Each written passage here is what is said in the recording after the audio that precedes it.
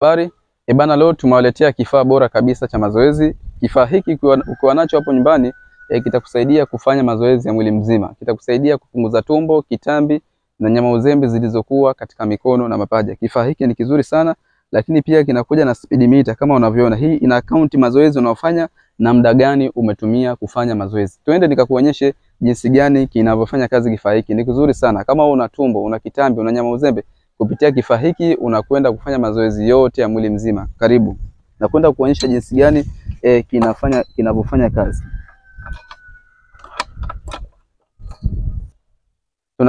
Naenda kuonyesha jinsi gani ya kukata tumbo, ya kufanya zoezi kwa ajili ya kukata tumbo, kitambi na nyama uzembe zilizokuwa katika mikono na mapaja. Zoezi hili moja linakata tumbo, kitambi na nyama uzembe zilizokuwa katika mikono na mapaja. Unakuja kwenye kifaa chako, unaweka magoti yako hapa, mikono unaweka hapa, unashikilia hivi, unaanza sasa kukata tumbo. Hili ndio zoezi maalum kwa ajili ya kukata tumbo.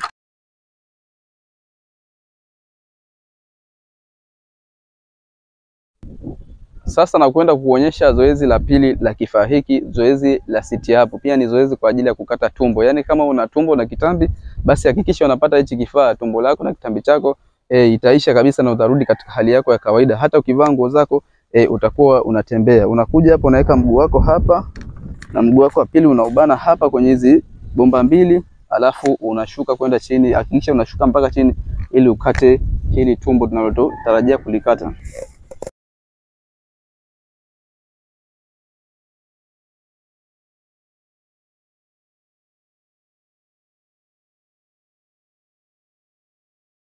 Zoezi linalofuata hapa ni zoezi kwa ajili ya tumbo pia. Hili tumbo la chini hili ndio zoezi linaenda kulifuata, hili tumbo la chini hili. Lakini pia kwa wale watu ambao wana matatizo ya miguu yao ina ganzi ina nini, zoezi hili ni nzuri sana. Watu wanaoumwa stroke nini, wakipata kifaa hiki kitawasaidia vizuri. Unaweka miguu yako hapa, unakata tumbo hili hapa, lakini pia inasaidia kuweka miguu yako inakuwa ni strong.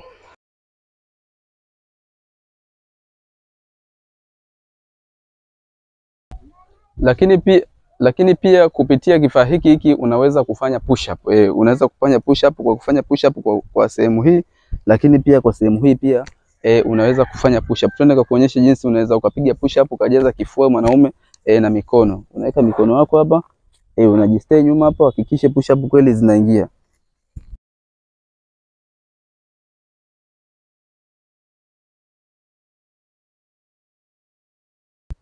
Lakini pia unaweza kufanya push up tena kwa upande hapa chini, pia unaweza ukapiga push up vizuri tu kwa mwanaume kwa ajili ya kujaza kifua na mikono. Ni kifaa kizuri sana, sio cha kukosa ndugu yangu.